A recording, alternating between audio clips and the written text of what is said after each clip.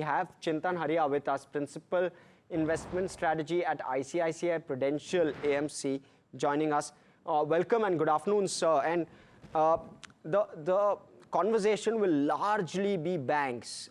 Talk to us first off about the sector as a whole. We've seen cuts in terms of the repo, which means that you will see some amount of pressure in the near term with regard to both margins and ROA.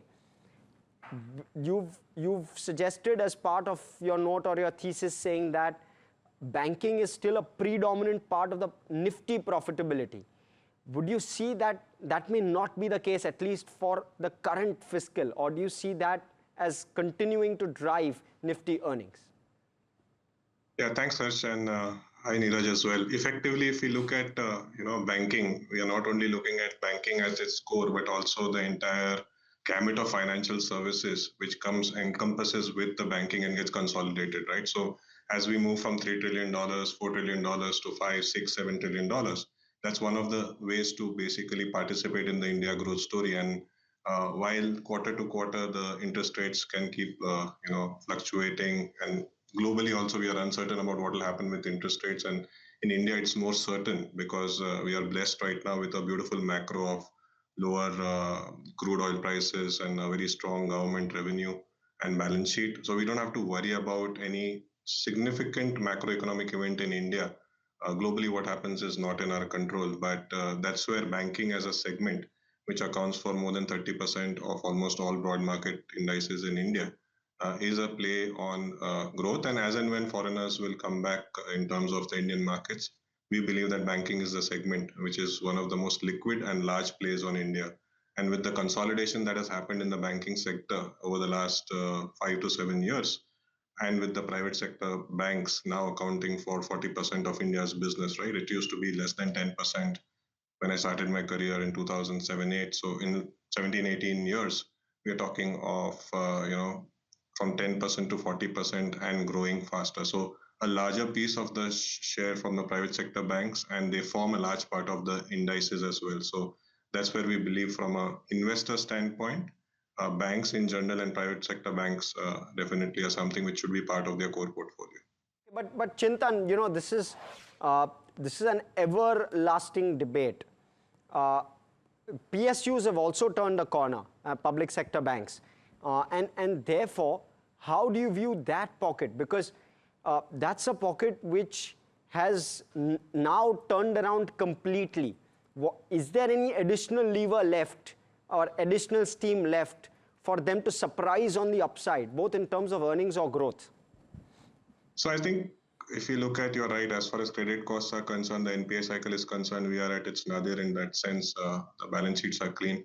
Going forward, if they are able to the deposit mobilization in PSU banks is also reasonably strong. It can be stronger, but of course, with the way the equity markets are performing in general, we are seeing deposits, deposit accretion in the system being smaller because of real estate and equity markets doing well.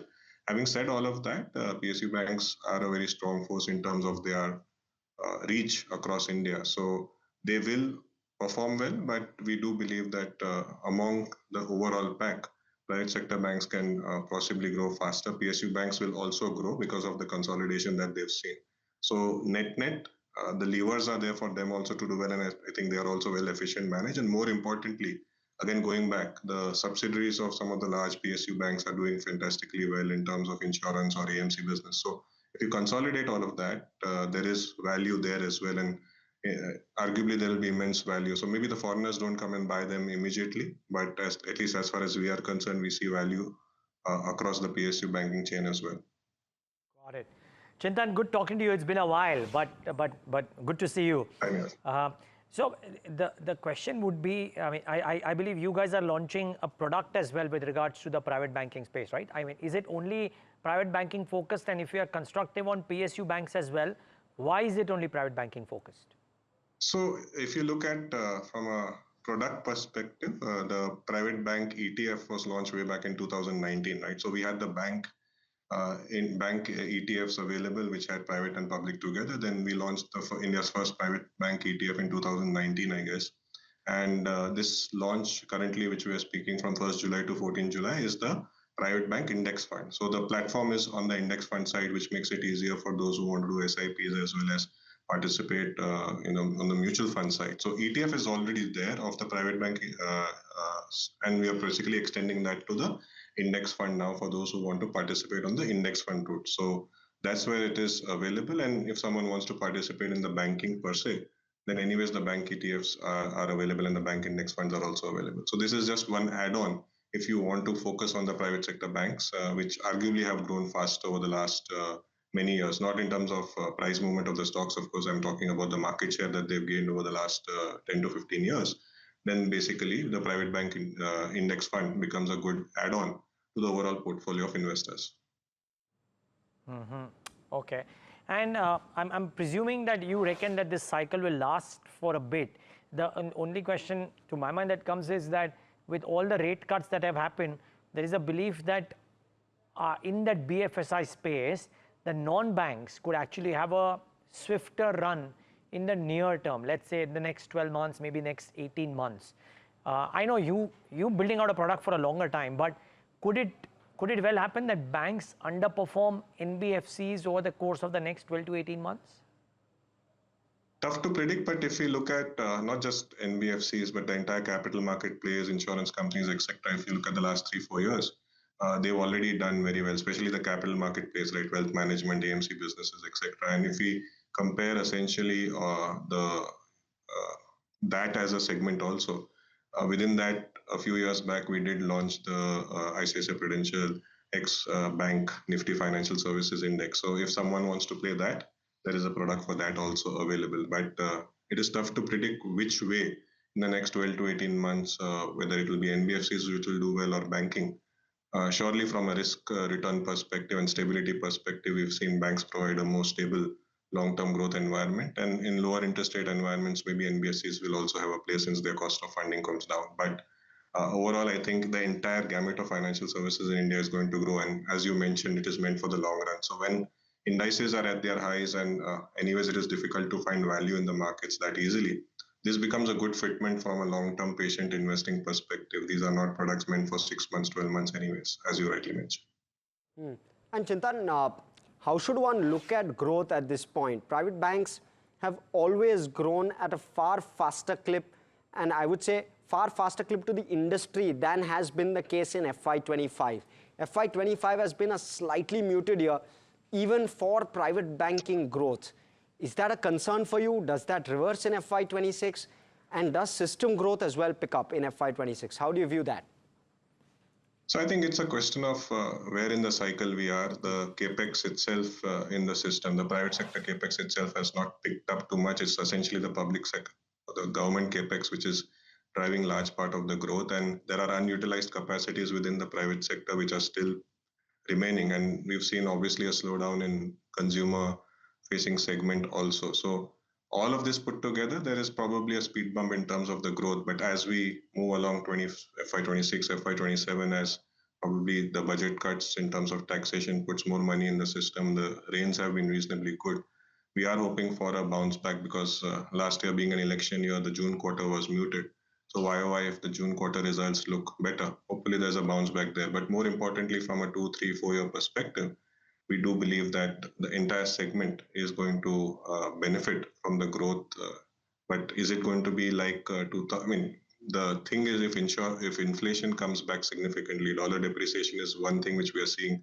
One of the worst years, so first half years for dollar, almost 11% depreciation. If it depreciates a lot more, and we are seeing inflation in the system and in inflationary environment, there is a chance that the growth in loan growth, deposit growth also looks better because prices will go up. So it may not be good from a macro perspective, but from a banking growth perspective, we will probably see well. So inflation is something which we probably all can expect to go up if US goes the way of dollar depreciation to manage their debt.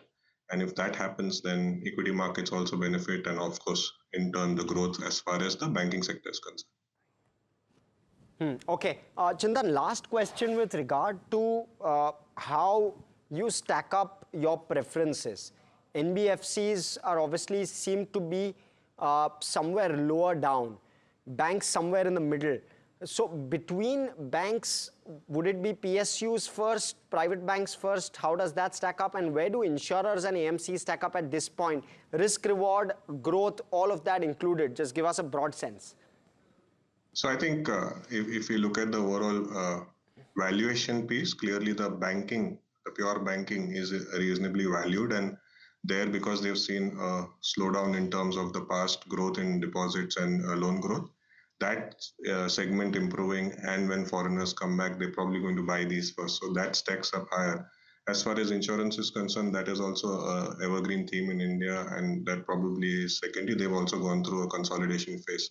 The other aspects of capital market plays, because the markets have been so buoyant, probably the valuations are not so cheap across many of the capital market plays. But if you look at the long-term runway growth, 5 years, 10 years, then probably those valuations are also justified. So as long as there is no major accident globally, and we don't see a financial crisis globally, I think that in India, the growth being justified, and hence the valuations are what they are. But it's about picking the right segments within overall, and I think the best ways to play it is through the banks itself.